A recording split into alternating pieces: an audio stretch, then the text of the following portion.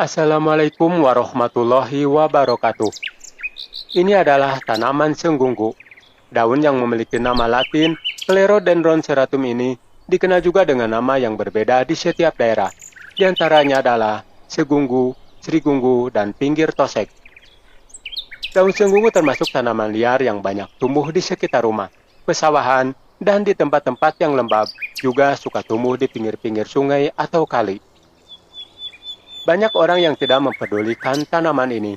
Mereka seenaknya mencabut dan membuangnya begitu saja. Padahal jika kalian mengetahui, daun senggung ini memiliki beragam manfaat bagi kesehatan. Lantas apa saja manfaatnya dan bagaimana cara mengolah daun senggung ini? Yuk kita simak penjelasannya setelah intro berikut ini.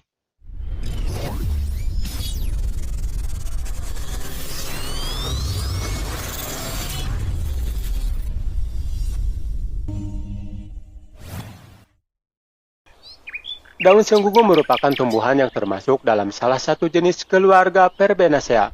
Tumbuhan senggungu ini hidup di daerah yang mempunyai sinar matahari dan curah hujan yang cukup. Daun senggungu banyak mengandung kalium, natrium, alkaloid, dan flavonoid papon. Kulit batang mengandung senyawa titerpenoid, asam olenat, asam guaroleroat, dan asam serotogenat. Sedangkan kulit akarnya mengandung glikosida fenol, manitol, dan sitosterol.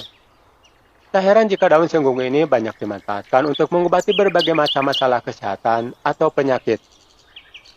Berikut ini adalah salah satu manfaat daun senggungu untuk kesehatan, yaitu untuk pengobatan gurah atau membuang ingus dan lendir kotor di sekitar hidung dan tenggorokan. Metode gurah di Indonesia diperkenalkan pertama kali oleh Kyai Marjuki, seorang warga desa Giriloyo, Kecamatan Imogiri, Bantul pada tahun 1900. Hingga kini, metode pengobatan itu masih dilestarikan oleh warga Imogiri. Mendengar manjurnya pengobatan gurah Kyai Marjuki dalam menjernihkan suara para korinya, kemudian para pesinen lokal dan orang-orang yang aktif di bidang seni suara mulai berdatangan dan merasakan dampak dari pengobatan ini.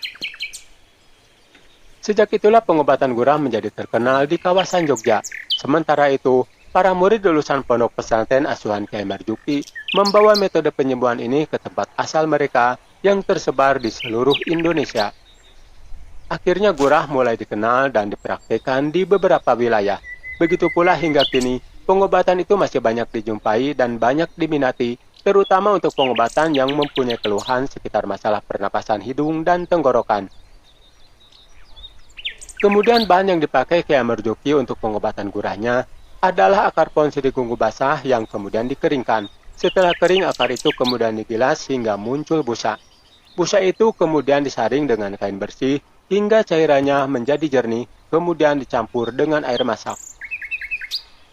Nah, cairan campuran inilah yang kemudian diteteskan pada hidung untuk mengeluarkan ingus atau dahak yang mengikat kuat di sekitar rongga hidung dan tenggorokan supaya cepat keluar. Dan dalam prakteknya saat ini ternyata seluruh dari tanaman senggungu ini, dari mulai daun, kulit batang, dan akar bisa digunakan untuk pengobatan gurah. Jadi tidak hanya mengandalkan dari media akarnya saja. Untuk pengobatan gurah dengan menggunakan media daun adalah sebagai berikut. Cukup ambil 1 lembar daun senggungu, kemudian dicuci dan dibilas sampai keluar busa, lalu dicampur air masak dan disaring. Ramuan gurah ini siap digunakan. Untuk pengobatan gurah menggunakan media kulit batang adalah sebagai berikut. Ambillah batang tanaman senggungu, kemudian cuci, ambil bagian kulitnya, lalu direbus atau dikasih air panas, kemudian disaring. Ramuan gurah ini siap digunakan. Untuk pengobatan gurah dengan menggunakan media akar adalah sebagai berikut. Ambillah akar dari tanaman senggungu, kemudian cuci sambil buang kulit arinya yang berwarna hitam. Cuci sampai warnanya putih bersih, kemudian ambil kulitnya, setelah itu kulit direbus atau diseduh air panas. Ramuan gurah ini siap digunakan. Nah, itulah manfaat tanaman senggungu dan cara menggunakannya untuk pengobatan gurah. Terima kasih sudah menonton, mudah-mudahan bermanfaat. Kita jumpa lagi di video info selanjutnya. Wassalamualaikum warahmatullahi wabarakatuh.